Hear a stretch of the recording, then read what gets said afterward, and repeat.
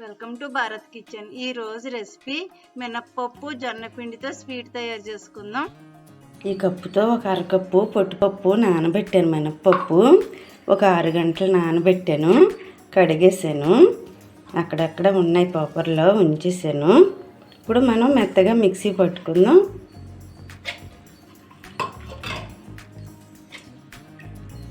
పిండి నలిగిపోయింది.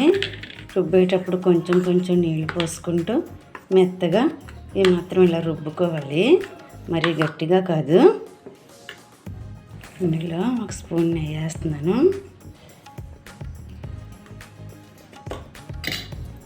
అలాగే కొద్దిగా సాల్ట్,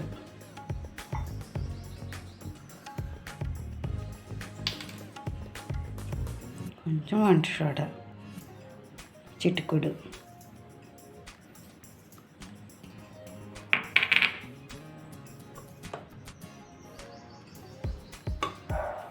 ఇది జొన్నపిండి.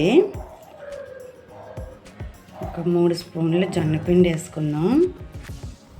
స్పూన్తో ఫుల్గా 3 స్పూన్లు వేస్తున్నాను.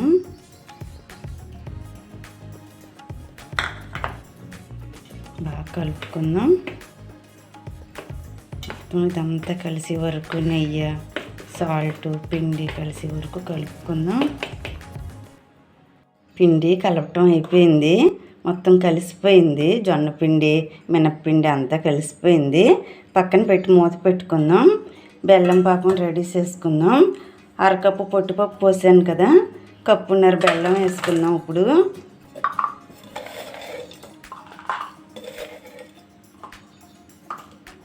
కప్పున్నర బెల్లం వేస్తున్నాను. వాటర్ కూడా పోసేసుకుందాం.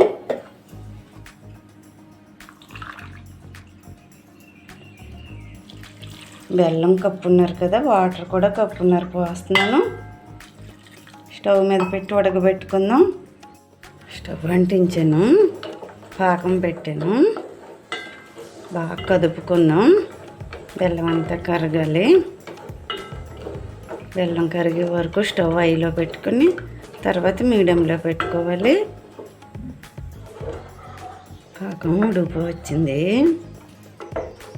తీగ పాకం అవసరం లేదు. కొద్దిగా జిగురు వస్తే సరిపోతుంది. వేసుకుందాం. అలా జిగురు పట్టినట్టు పట్టుకుంటే సరిపోతుంది.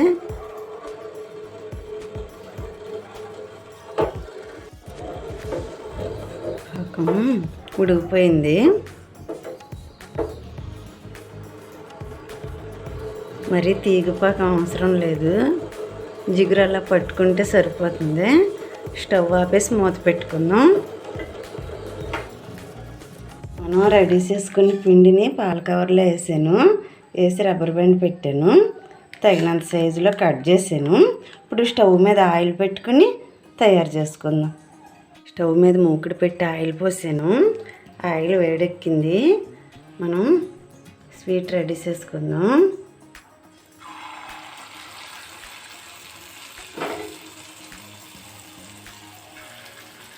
ఒక్కొక్కటిగా అలా వేసుకుందాం.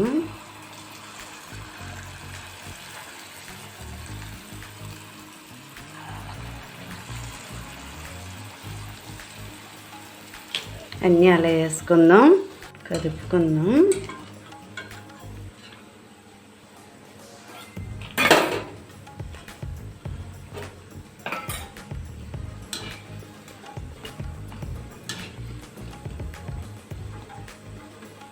కొంచెం వేగాక తీసుకుందాం. వేగిపోయి తీసేస్తున్నాను. పాకం వేడి చల్లారిపోతే వేడి చూపించాలి. వేడి పాకంలో వేసుకోవాలి. వేసేస్తున్నాను. వేసేసి మూత పెట్టేసుకుందాం. ఒక్కసారి అట్ల కాడతోటి ఇలా అంటే పాకం పీలుస్తుంది. మూత పెట్టేసుకుని మళ్ళీ వేసుకుందాం.